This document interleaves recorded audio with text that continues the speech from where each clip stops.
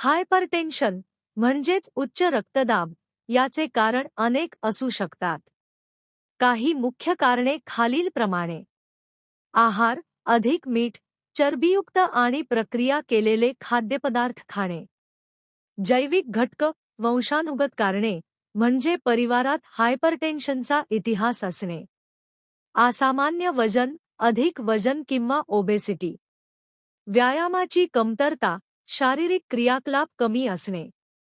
तणाव, मानसिक ताणतणावामुळे रक्तदाब वाढू शकतो. धूम्रपान आणि मद्यपान, तंबाखूचे सेवन आणि जास्त मद्यपान करणे.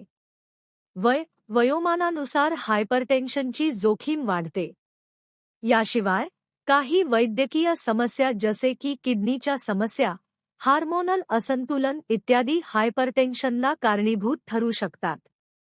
रक्तदाब नियंत्रित ठेवण्यासाठी योग्य आहार, नियमित व्यायाम आणि आरोग्य तपासणी महत्त्वाची आहे.